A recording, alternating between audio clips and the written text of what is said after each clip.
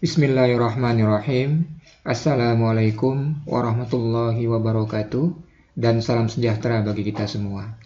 Para siswa sekalian, kita lanjutkan pembelajaran daring kimia dengan materi bilangan kuantum.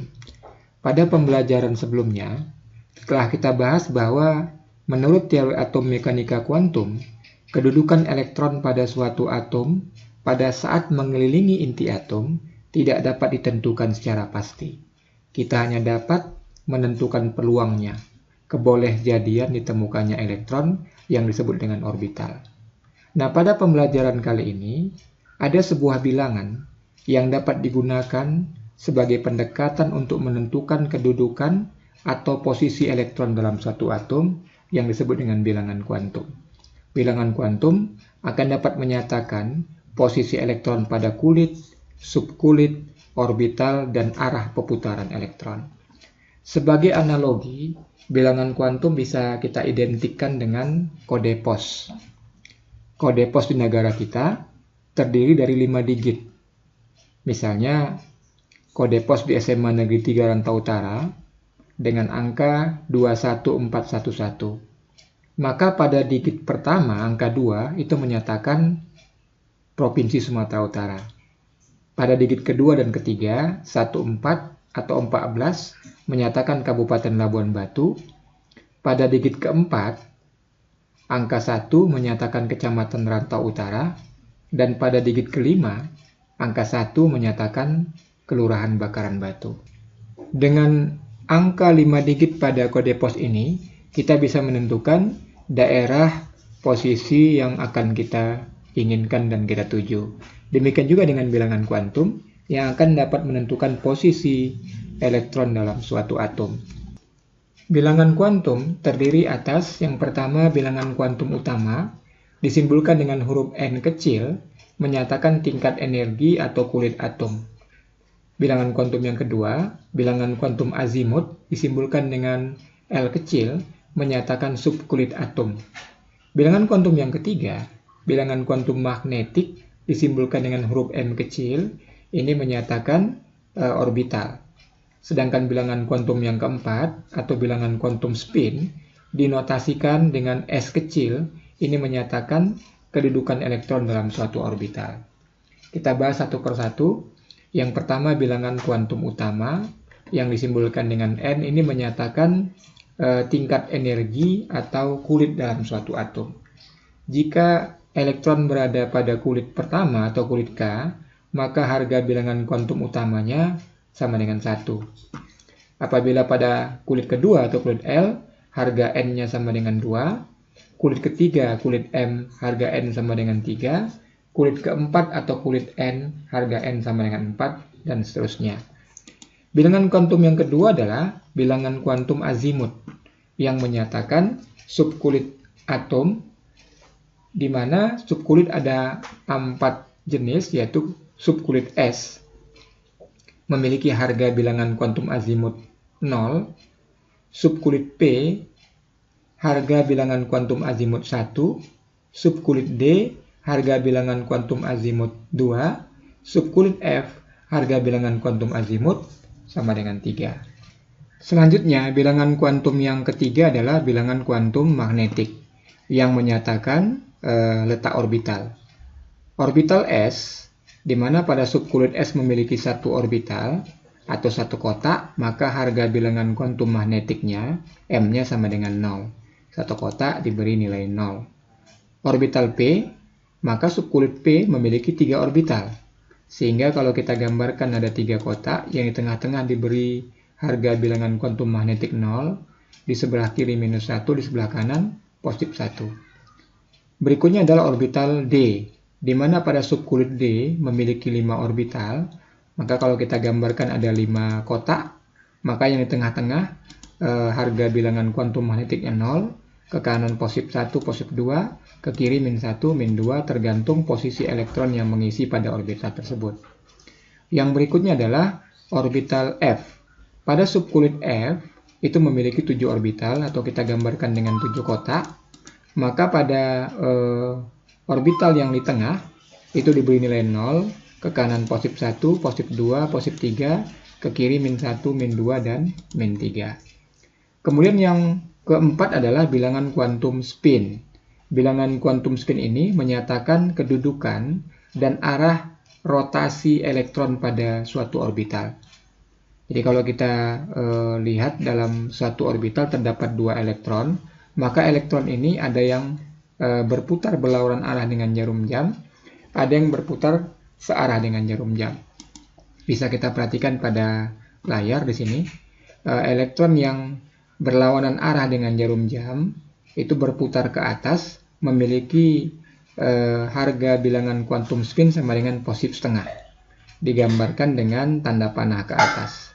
Sedangkan elektron yang berputar searah dengan jarum jam, yang bergerak ke bawah, ke kutub utara, ini memiliki harga bilangan kuantum spin sama dengan min setengah, digambarkan dengan tanda panah ke bawah. Tanda panah ke atas digambarkan dengan positif setengah, tanda panah ke bawah digambarkan dengan min setengah. Bagaimana menentukan bilangan kuantum dari elektron pada tingkat yang tertinggi, tingkat energi tertinggi atau dikatakan elektron terakhir? Yang pertama tentunya adalah menuliskan konfigurasi elektronnya berdasarkan subkulit dan orbitalnya. Setelah digambarkan diagram orbitalnya, maka kita tentukanlah elektron yang memiliki tingkat energi tertinggi dengan menentukan N menunjukkan kulit, bilangan kuantum utama, L bilangan kuantum azimut menunjukkan subkulit, M bilangan kuantum magnetik menunjukkan orbital, dan S bilangan kuantum spin yang menunjukkan arah rotasi elektron. Kita perhatikan ada contoh soal. Tentukanlah bilangan kuantum dari elektron terakhir atau elektron pada tingkat energi tertinggi dan jumlah elektron yang tidak berpasangan dari atom berikut. Yang pertama adalah fosfor dengan nomor atom 15. Nah, kalau kita buat konfigurasi elektron dari fosfor 15, tentunya berdasarkan aturan Aufbau, 1s2, 2s2, 2p6, 3s2, 3p3, maka elektron terakhirnya adalah pada 3p3. 3p3 ini kalau kita gambarkan, maka angka 3 itu menunjukkan kulit, itu menentukan bilangan kuantum utamanya 3. Karena terletak pada kulit ketiga, maka harga bilangan kuantum utamanya atau N-nya sama dengan 3. Subkulit P ini menyatakan bilangan kuantum azimut. P bilangan kuantum azimutnya sama dengan 1. Kita sudah bahas sebelumnya, S sama dengan 0, P1, D2, dan F3. Karena terletak pada subkulit P, maka bilangan kuantum azimutnya 1. Kemudian 3P3 dia berada pada kotak yang ketiga. Berarti nilai bilangan kuantum magnetiknya adalah positif 1. Kalau di tengah 0 dikirimin 1, karena elektron yang terakhir diisi atau elektron pada tingkat energi tertinggi berada pada kotak ketiga, maka harga bilangan kuantum magnetiknya positif 1. Kemudian kalau kita gambarkan arah perputaran elektronnya ke atas, ini tentunya searah berlawanan arah dengan jarum jam, ya, berputar ke kutub selatan, maka harga bilangan kuantum spinnya atau S-nya sama dengan positif setengah. Nah, kita bisa ditentukan elektron yang tidak berpasangan ada 3 di sini yang tidak berpasangan. Yang kedua, B adalah atom besi dengan nomor atom 26. Kita buat konfigurasi elektronnya Ar4s2 3d6. Maka elektron pada tingkat energi tertinggi adalah pada 3d6.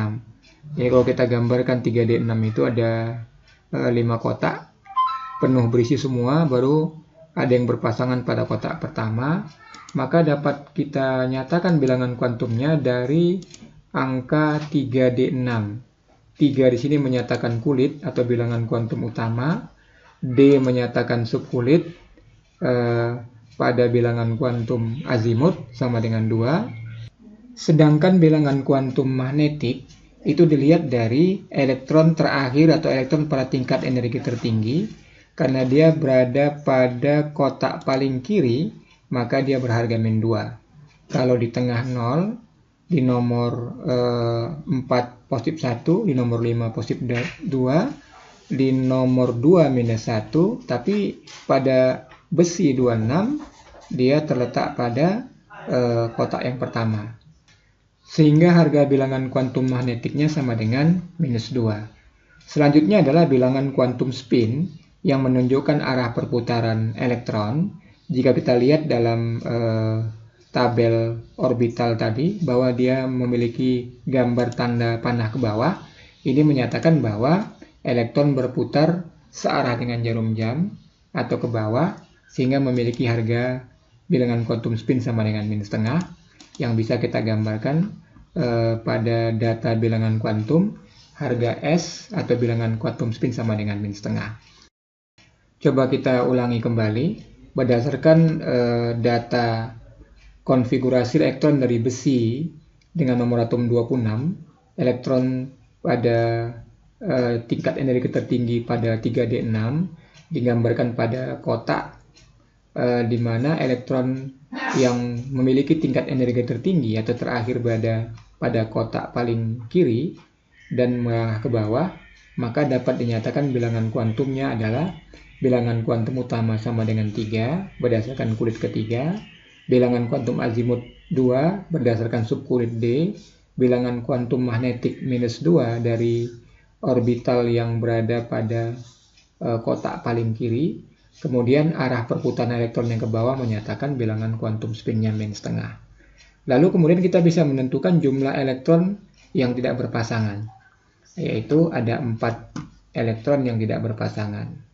Selanjutnya pada contoh soal yang berikutnya adalah bilangan kuantum elektron terakhir dari suatu atom X adalah sebagai berikut: N sama dengan 4, L sama dengan 1, M sama dengan 0, dan S sama dengan +1/2.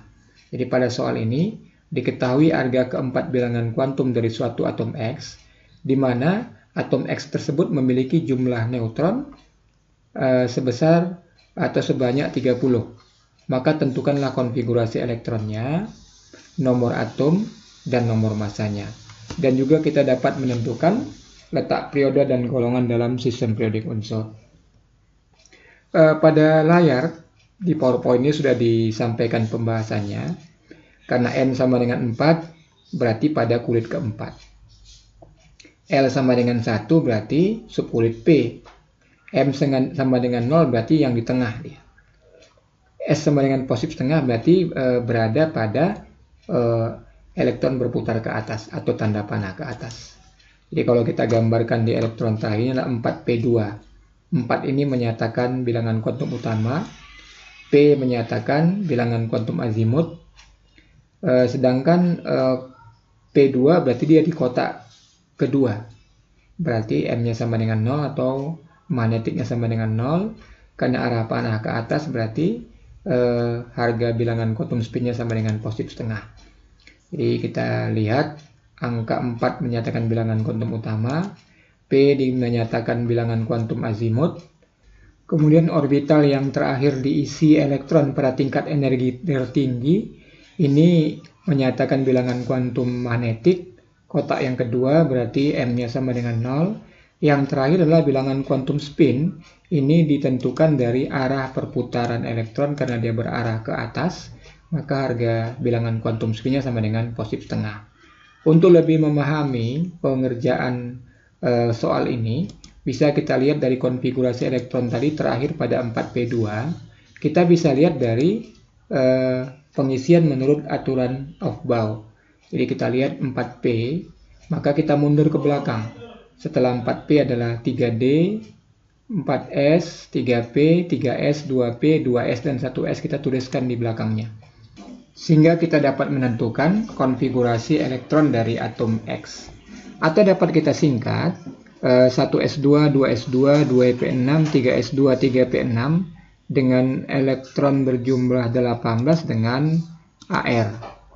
Jadi kita sebelumnya sudah tentukan ketika kita mengetahui bahwa elektron terakhir diisi di 4P2 berdasarkan bilangan kuantum, maka kita bisa lihat data penyingkatan dengan gas mulia. 2P itu berada pada baris ketiga, maka kita mundur ke belakang. Setelah 4P adalah 3D10, 4S2 dan AR kita tuliskan di belakang 4P2, sehingga diperolehlah konfigurasi elektron dari atom X. Nah, berdasarkan konfigurasi elektron ini, kita bisa menentukan nomor atom. Kalau seandainya tidak dengan penyingkatan, tinggal kita jumlahkan. 2, 4, 10, 12, 18, 20, 30, 32. Atau dengan penyingkatan juga bisa. AR itu 18, 18 tambah 2, 20, 20 tambah 10, 30, ditambah 2, 32. Maka nomor atom daripada X adalah 32 berdasarkan jumlah elektronnya. Selanjutnya, kita bisa tentukan tadi dengan menentukan nomor atom karena jumlah elektron akan sama dengan jumlah proton pada atom netral, sehingga nomor atomnya 32.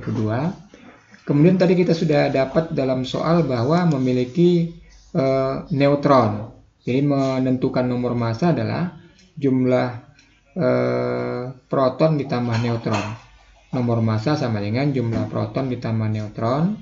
Jumlah proton atau nomor atomnya 32, neutronnya diketahui dalam soal 30. Sehingga 32 tambah 30 sama dengan 62. Maka dapat dinyatakan bahwa nomor massa dari atom X adalah 62. Selanjutnya kita juga bisa menentukan letak periode dan golongan dalam sistem periodik dari atom X berdasarkan konfigurasi elektron. Jadi kalau kita lihat karena elektron berakhir pada subunit P, maka jumlahkan S dengan P. 2 tambah 2 sama dengan 4, maka unsur X terletak pada golongan 4A. Sedangkan periode kita lihat dari kulit yang tertinggi. Di sini kulit yang paling tinggi adalah kulit keempat, maka terletak pada periode keempat.